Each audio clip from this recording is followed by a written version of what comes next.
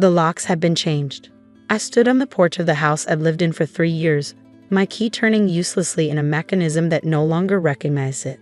Beside me, my 13-year-old daughter, Mia, clutched her school backpack, her face pale with confusion. "Mom," she whispered, "why isn't the key working?"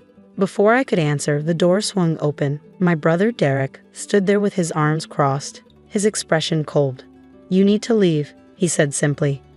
"Derek, what are you talking about? This is our home." "Actually, it's my home." He pulled a folded document from his pocket. "Dad left the house to me. I have the deed right here. You've been living here rent-free for 3 years, and I've been generous enough to allow it. But that generosity ends today." My mind reeled. That's insane. Dad left the house to both of us. Joint ownership. "I have the will." "You have an outdated copy," Derek interrupted. "Dad changed his will 6 months before he died. The house is mine solely. You have until 6 p.m. to get your essentials out. The rest of your stuff will be placed in storage, and you can collect it once you've paid the storage fees." "Storage fees?" I repeated numbly. "Derek, you can't just..." "I can, and I am. You want to fight this? Take me to court. But until then, you're trespassing." He looked at Maya with something that might have been guilt, but not enough to change his mind.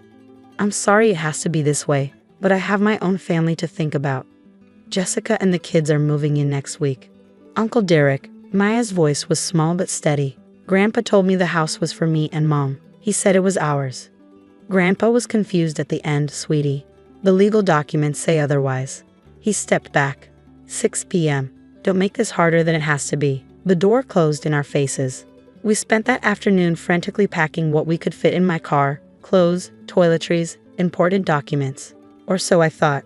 My hands were shaking so badly I could barely fold Mia's school uniforms. "Mom, what about my art supplies and my books?" Mia stood in her bedroom doorway, tears streaming down her face. "We'll get them from storage, baby, once I figure this out." I didn't know how I'd afford storage fees when I could barely afford rent somewhere else. At 5:58 p.m., we loaded the last bag into my Honda. Derek watched from the window, his wife Jessica visible behind him, already measuring the living room with her eyes. We drove to a Motel 6 on the highway.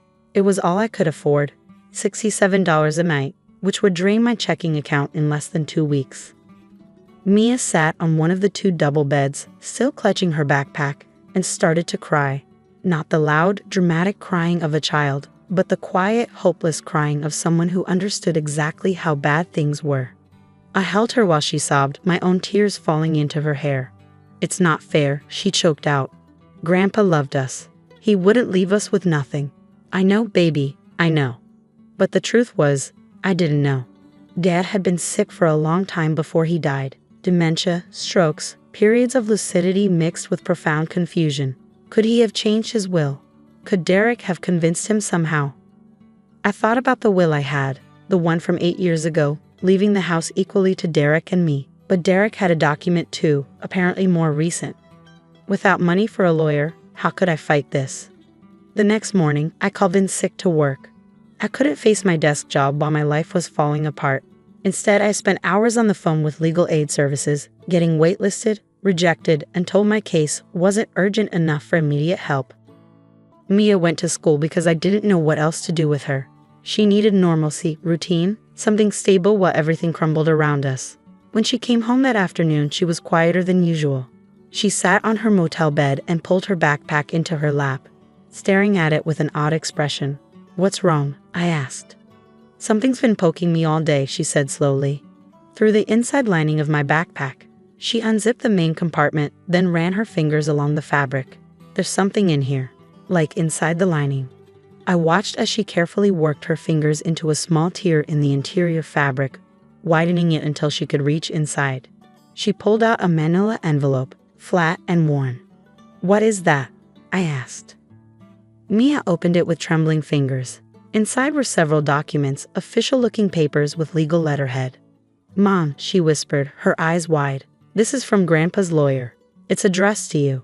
I took the envelope, my heart pounding. The date on the letter was from 7 months before Dad died, 1 month before Derek claimed he changed his will. "Your father was of sound mind when he executed these documents. He made it clear that the family home should go to you and your daughter, Mia, in trust, with Derek receiving equivalent value in liquid assets from his estate. Please keep these documents in a safe place. Your father specifically requested that you hide them where Derek would not think to look, in case of any future disputes. If you need to reach me, my contact information is below. Sincerely, Robert Martinez, Esquire. Attached were copies of Dad's will, the property deed showing the house held in trust for me and Mia, and documentation of Dad's assets.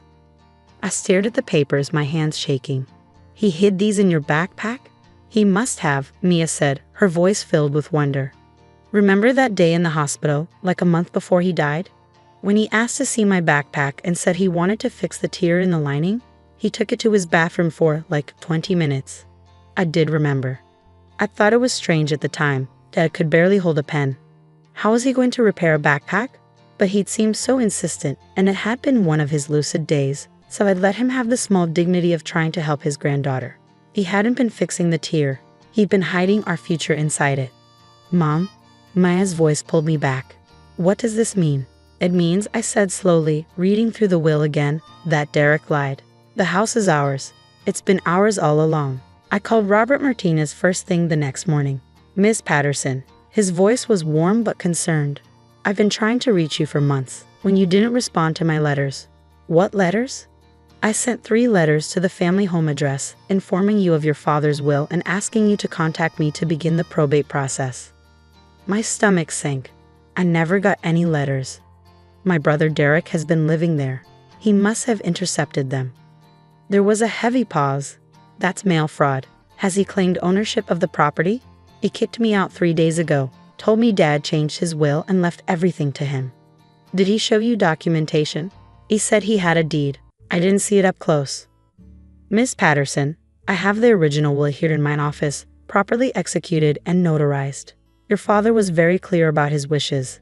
Derek receives $150,000 in cash and investments, equivalent to half the estate's value. You received the house, held in trust for you and Mia. There is no version of the will that leaves the house solely to Derek. So what he showed me was fake. Either fake or possibly an earlier draft that was never properly executed. Either way, it's not valid. The house is legally yours. His voice hardened. And if Derek has been intercepting legal mail and forging documents, that's several crimes. What do I do? Come to my office this afternoon, bring the documents your father hid. We'll file an emergency motion to restore you to the property and begin probate proceedings. If Derek refuses to leave, we'll have the sheriff escort him out. That afternoon, while Mia was at school, I sat in Robert Martinez's office and told him everything. He reviewed the hidden documents, comparing them to his originals. These are perfect copies, he said with satisfaction. Your father was smart. He knew Derek might try something like this. He looked up at me. Did your father ever express concerns about Derek's behavior? I thought back to those last months. He told me once that Derek had been asking about the will a lot, pushing him to get his affairs in order. I thought Derek was just being practical, helping Dad prepare.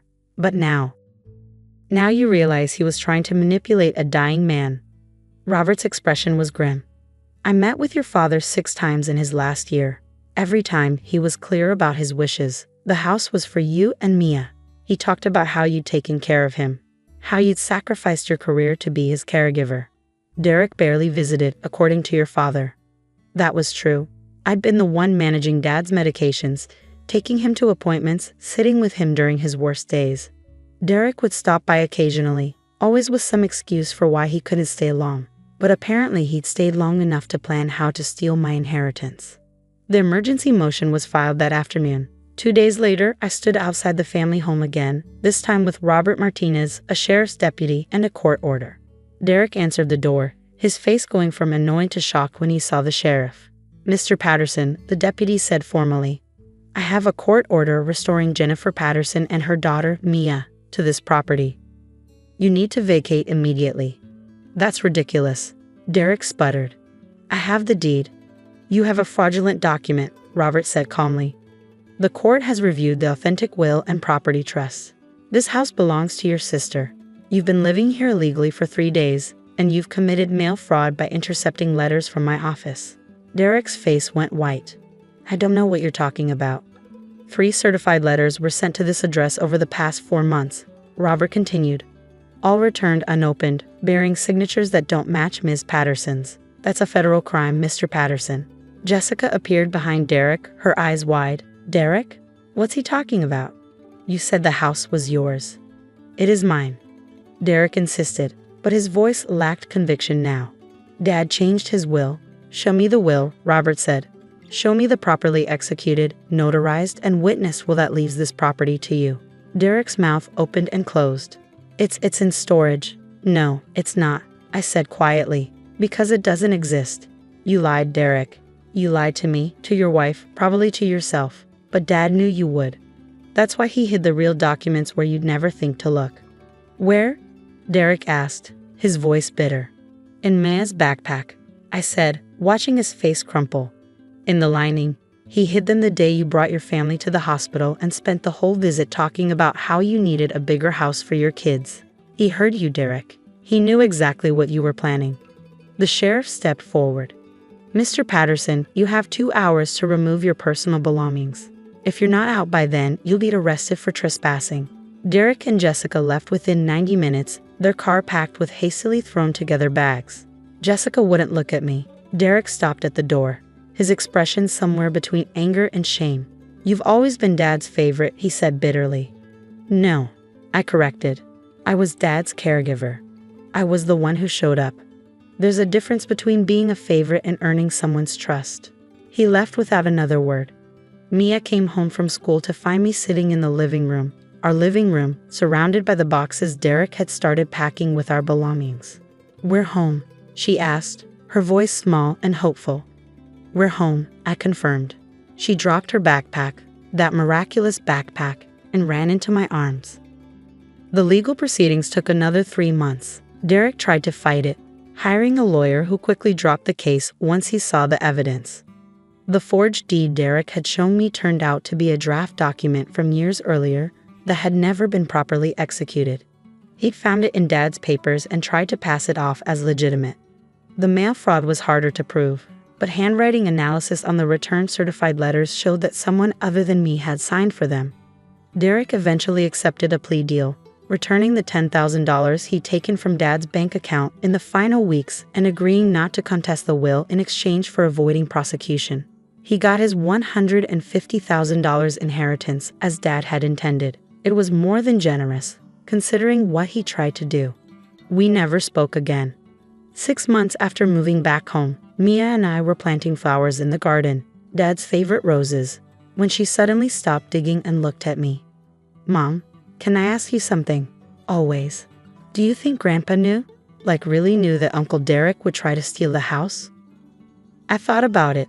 About Dad's lucid moments in those final months, about the careful way he'd hidden those documents, about his insistence on fixing Mia's backpack himself.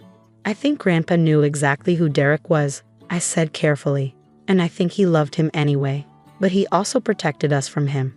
That's what parents do. They love their children, but they're not blind to their faults. He was really smart, Mia said softly, hiding the papers in my backpack. Uncle Derek never would have looked there. He was smart, I agreed, and he knew you were smart too, smart enough to figure it out when we needed it most. Mia smiled, then returned to her digging. After a moment, she spoke again. I'm glad we're home. Me too, baby, me too. That night, I found an old photo album in Dad's study. Inside was a picture of Dad with Mia, taken about a year before he died. On the back, in his shaky handwriting, was a note. To my brilliant granddaughter, trust yourself. The truth is always there if you know where to look. Love, Grandpa. I showed it to Mia. She held it carefully, tracing the words with her finger. I found it, Grandpa, she whispered. I found the truth. And somewhere I'd like to think Dad was smiling, proud of the smart, determined young woman his granddaughter was becoming. The house wasn't just our home anymore. It was our inheritance, not of property or money, but of the values Dad had lived by: truth, determination, and the courage to fight for what's right. Derek had tried to steal our home, but he couldn't steal what Dad had really given us, the knowledge that we were loved, protected, and strong enough to uncover any lie. That, more than any house, was worth fighting for.